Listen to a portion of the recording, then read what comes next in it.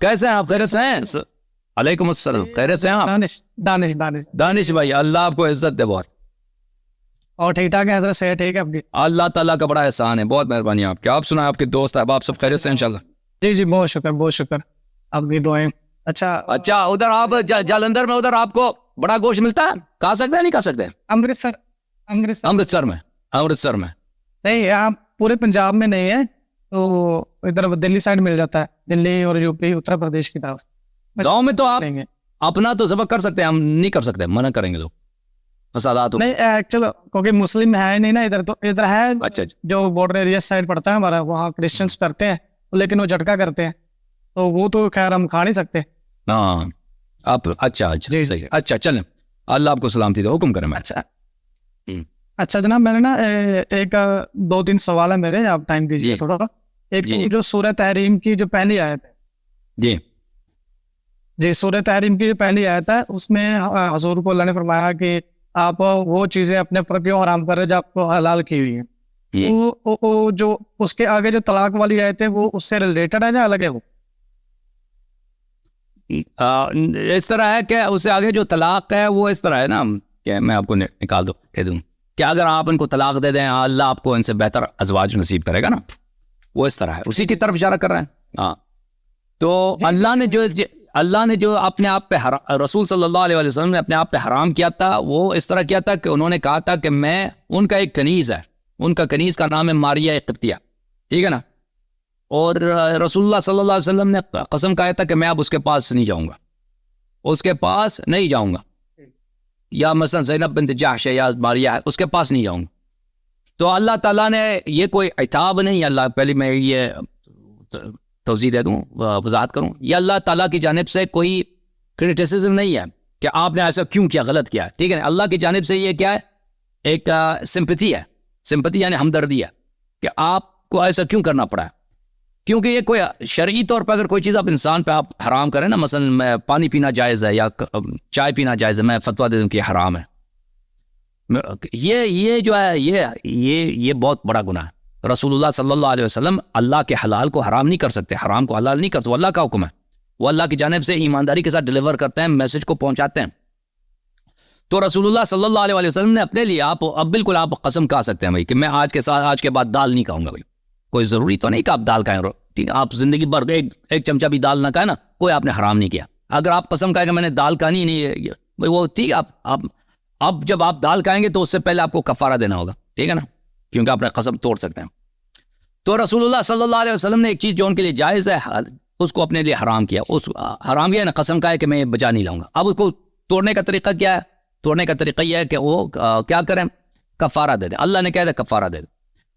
تو آگے جو آ رہا ہے نا، جو طلاق کی بات آ رہی ہے، وہ عائشہ اور حفصہ سے خطاب ہے کہ تم لوگوں نے رسول اللہ صلی اللہ علیہ وسلم سے دشمنی کی ہے، اور دشمنی سورہ تحریم کہاں ہے، سورہ تم نے رسول اللہ صلی اللہ علیہ وسلم سے دشمنی کی ہے اور تمہارے دل ٹیڑے ہیں.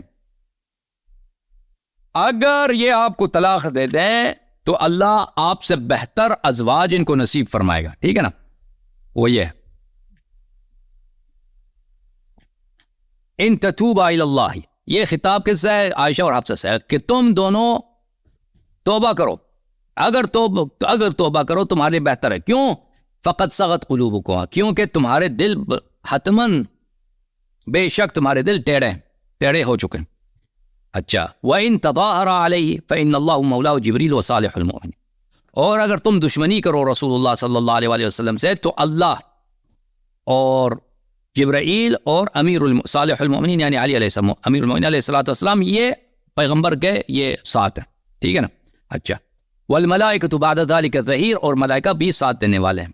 عسى ربه ان طلقكن، عسى جب اللہ عسى کہتا ہے نا، اللہ کی جانب سے عسى واجبہ ہوتا ہے. عسى واجبہ ہوتا ہے، اس کا کیا مطلب ہے؟ یعنی واقعاً ایسا ہے، ایسا ہوگا. اگر یہ آپ کو طلاق دے دیں، رسول اللہ صلی اللہ علیہ وسلم یہ فیصلہ کریں کہ میں آج سے عائشہ حفصہ کو طلاق دے دیتا ہوں، تو اللہ تعالیٰ حتماً ان یبدلہ ازواجا خیرا منکن، اللہ تعالیٰ آپ سے بہتر بیویاں ان کو عطا کریں گے. کیسے بیویاں؟ مسلمات، کہ مسلمان ہوں، مؤمنات ہوں، قانتات عبادت گزار، قانتات یعنی اطاعت گزار ہوں، تائبات اہل توبہ ہوں، عابدات اہل عبادت ہوں، سائحات اہل جو مجھے یاد پڑتا ہے صائحات ہے اہل طاعت، ثیبات و ابکارا، کچھ جو ہے ثیب ہوں یعنی پہلے سے طلاق شدہ ہوں، ابکار یعنی بالکل ورجن ہوں، بالکل بکارت والی. سمجھ میں آئی نا بات آپ کو؟ یہ اس طرح جی. اچھا ایک نا یہی چیز ہے، ہم نا دلی گئے تھے، وہاں شیعہ عالم تھے، ان سے بات ہوئی تھی ہماری، وہ بول رہے تھے یہ شہد کے متعلق جو پہلے آئے تو وہ شہد کے متعلق اتری.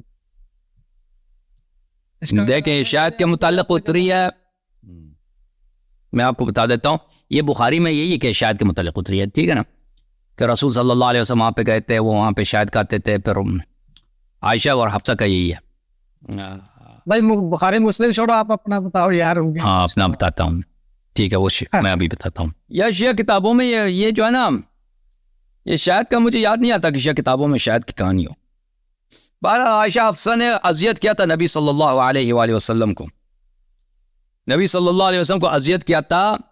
جو بخاری مسلم میں عائشہ کی جو کہانی ہے وہ شہد کی کہانی ہے کہ نبی صلی اللہ علیہ وسلم وہاں پہ گئے تھے، انہوں نے شہد کھایا تھا، تو ہم نے کہہ دیا کہ آپ سے بدبو آ رہی ہے، تو نبی صلی اللہ علیہ وسلم نے کیا کہا میں اس کے پاس نہیں جاؤں گا. لیکن ہماری کتابوں میں اہل بیت علیہ السلام کی کتابوں میں یہ ہے کہ نبی صلی اللہ علیہ وسلم نے اپنی بیوی ماریہ کے ساتھ، عائشہ کا دن تھا، عائشہ کی باری تھی، تو نبی صلی اللہ علیہ وسلم نے اپنی بیوی ماریہ کے ساتھ گزارا تھا اس دن کو. تو ان لوگوں نے پھر وہ کیا تھا، کوئی تماشا کیا تھا، ان لوگوں نے ان کو مثلا کوئی تنگ کیا تھا عائشہ اور حفصہ نے. تو رسول صلی اللہ علیہ وسلم نے کہا کہ تم اس بات کو آگے نہ بڑھاؤ، میں جو اب اس کے پاس نہیں جاؤں گا، میں اپنے اس بیوی کے پاس نہیں جاؤں گا. تو یہ تو نبی صلی اللہ علیہ وسلم کا بالکل حق بنتا تھا کہ وہ کسی بیوی کے پاس کس دن کو گزاریں، ٹھیک ہے نا. اب ان لوگوں کی وہ تو نہیں ہے کہ گھر بھی نبی صلی اللہ علیہ وسلم کا، بیویاں بھی نبی صلی اللہ علیہ وسلم کا، جس دن اس دن اگر کہا تھا باری اس کی ہے، وہ کوئی ضروری تو نہیں ہے کہ اس کے ساتھ گزارا جائے. تو بہرحال ان لوگوں نے کوئی تماشا کیا تھا کہ نبی صلی اللہ علیہ وسلم کو یہ قسم اٹھانا پڑا. لیکن یہ ہمارے لیے واضح نہیں ہے کہ ان لوگوں نے وہ تماشا جو کرنا تھا یہ لوگ کیا کر لیتے. یہ شاید مثلا کوئی ایسا تماشا شروع کر لیتا نا کہ اس سے بے عزتی والی بات ہوتی. مجھے یہی لگتا ہے، یہ حدیث میں واضح طور پہ نہیں ہے، لیکن مجھے جو لگتا ہے کہ انہوں نے نبی صلی اللہ علیہ وسلم کو بلیک میل کرنے کی کوشش کی ہے کہ مثلا اس میں کوئی ایسی اذیت کی بات ہوتی کہ نبی صلی اللہ علیہ وسلم کی بدنامی ہو جاتی، کچھ اس طرح، یعنی گھریلو معاملے میں کوئی سر بدنامی ہو جائے. تو نبی صلی اللہ علیہ وسلم نے کہا کہ تم اس بات کو چھوڑ دو، میں اب اس کے پاس جاؤں گا ہی نہیں. تو اللہ تعالیٰ کی جانب سے آیا کہ آپ نے اپنی بیوی کو کیوں اپنے آپ پہ حرام کیا ہے، آپ کفارہ دے دیں. تو اللہ کی جانب سے نبی صلی اللہ علیہ وسلم کی سپورٹ حاصل ہوئی، اس طرح ہوا. تو شیعہ حدیث میں شاید نہیں ہے، شیعہ حدیث میں جو میں نے عرض کیا ہے یہی ہے. جی ہاں. اچھا ایک بات اور ہے، جیسے میں اسلام میں آیا ہوں کہ جیسے اللہ عادل ہے، سب سے عدل کرنے والے، انصاف کرنے والے. اللہ کے نزدیک چاہے کوئی بھی ہو، غریب ہو، امیر ہو، سب ایک جیسے ہیں، ٹھیک ہے. تو میں نے سنا جیسے زبیر تھے جو وہ جب جنگ جمل میں حضرت علی مولا علی علیہ السلام سے لڑنے آئے تھے، تو وہ بعد میں واپس ہو گئے. تو جب وہ واپس ہو گئے تو مولا علی آپ بتائیے گا، درست کیجیے گا مجھے، انہوں نے بولا تھا کہ یہ زبیر جہنمی ہے جب وہ ہو گیا، ٹھیک ہے. اور زبیر کو تو بول دیا انہوں نے کہ میں یہ نہیں بولتا کہ حضرت علی نے انصاف نہیں کیا وہاں پہ، وہ زبیر کو تو بول دیا کہ مطلب کہ یہ جہنمی ہے. جب عائشہ لڑنے آئی ان کو واپس بھیج دیا، اور ان کا کوئی ایسا کول بھی اگر ہے تو بتائیے گا، ان کا کوئی کول بھی نہیں ایسا کہ عائشہ بھی جہنمی ہے. یہ چیز تھوڑی سی مجھے کلیئر کر. نہیں، وہ امیر المومنین علیہ الصلوۃ والسلام کے الفاظ عائشہ کے مذمت میں بہت زیادہ ہیں، اور یہ پھر ان کی شان میں بھی نہیں ہے نا کہ وہ اپنے آپ کو ایک عورت کے ساتھ ایک لیول پہ لائے نا. وہ آدمی کی عزت کے لیے اچھا نہیں ہے کہ امیر المومنین علیہ الصلوۃ والسلام نے اب عائشہ کو شکست دی ہے. اب میں ایک منٹ میں آپ کے خدمت میں کتاب لے کرتا ہوں، آپ ایک منٹ انتظار کرو. عائشہ کے مذمت میں بہت واضح ہیں، لیکن اس کہ یہ سارا فساد کا جڑ یہی عائشہ ہے. میں آپ کو یہ دکھا دیتا ہوں، لیکن دیکھیں حق یہ بنتا تھا امیر المومنین علیہ السلام کو کہ عائشہ کو قتل کر. عائشہ نے بغاوت کی ہے، عائشہ بات شکست کا یہ پکڑی گئی ہے، ٹھیک ہے نا. وہ دنیا کے کسی بھی قانون میں ایسے مجرم کو قتل کی سزا ہونی چاہیے، لیکن یہ امیر المومنین علیہ الصلوۃ والسلام کے لیے مناسب نہیں تھا کہ عائشہ کو قتل کیا جائے، کیونکہ اس سے زیادہ فسادات بڑھ جاتے. عثمان کا جو خون ہوا تھا اس سے زیادہ معاویہ اس کا غلط فائدہ اٹھا لیتا. وہ عائشہ جب ایک دفعہ عمرو بن العاص عائشہ سے ملی نا بعد میں، اس نے کہا کہ کاش تو جمل میں قتل ہو جاتی. عمرو بن العاص جو معاویہ کا جو مشیر خاص تھا، اس نے کہا اللہ تجھے غارت کرے، تو مجھے کیوں ایسا کہہ رہا ہے؟ کہتا ہے دیکھو اگر تو قتل ہو، عثمان کو علی علیہ السلام نے قتل نہیں کیا تھا، ہم نے اس سے کتنا فائدہ اٹھایا کہ بھائی ہم عثمان کے انتقام کے لیے ہم نے جنگ صفین لڑے ان سے، ٹھیک ہے نا، ان کے خلاف ہم نے اتنی کارروائی چلی. اگر آپ قتل ہو جاتے تو ہم پورے عالم اسلام پہ ہمارا فوراً قبضہ ہو جاتا آپ کی قتل کی بدولت. دیکھیں امیر المؤمنین علیہ الصلوۃ والسلام نے جب عائشہ کو شکست دی ہے، عائشہ بصرہ میں تھی نا، تو یہ بصرہ ان سے فرمایا کہ تم واپس مدینہ چلی جاؤ. تو عائشہ نے کہا کہ میں نہیں جاؤں گی. کیا کہا عائشہ نے؟ عائشہ نے کہا نہیں جاؤں گی. تو امیر المؤمنین علیہ السلام نے کیا جواب دیا؟ ملاحظہ کریں، کتاب المصنف فی الاحادیث والآثار، چاپ دار الفکر، جزء 8، حدیث نمبر 74. لما ظہر، احنف بن قیس کہتا ہے لما ظہر علی، یہ شیعوں کی حدیث نہیں ہے، مخالفین کی، علی اہل البصرہ ارسل الی عائشہ ارجعی الی المدینہ و الی بیتک، تم اب مدینہ چلی جاؤ، اپنے گھر چلی جاؤ. تو اس نے فابت، عائشہ نے کہا نہیں جاؤں گی. قال فعاد الیہ الرسول، امیر المؤمنین علیہ السلام نے ایلچی کو، ایلچی سمجھتا ہے نا، جی جی جی، جو میسنجر تھا اس کو واپس بھیجا، جو میسج لے کے آیا تھا اس کو واپس بھیجا.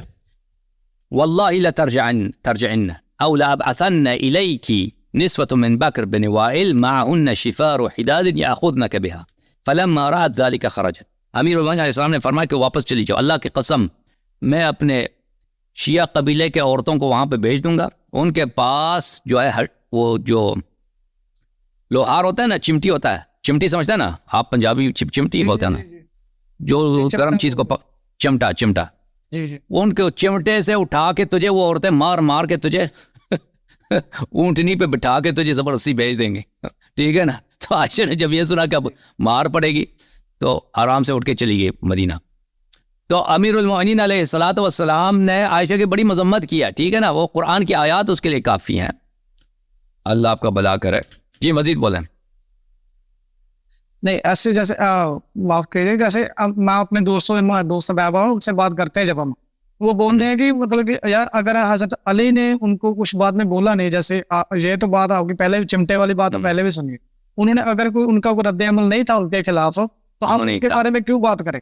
دیکھیں میں آپ کو بتاتا ہوں، امیر المؤمنین علیہ السلام ہر نماز میں عائشہ کو لعنت کرتی تھی، ہر نماز کے بعد میں آپ اللہم لعن صنم قریش وابنتیہا وطاغوتیہا وابنتیہم اللذین خالفا امرک.